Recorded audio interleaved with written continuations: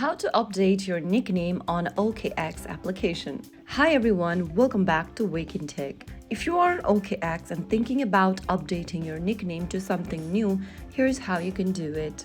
Launch open your OKX application on your device and log into your account. Once you're logged into the home page of OKX, go to the top left corner and tap on the menu button. Once you're inside this expanded menu, tap on your username at the top.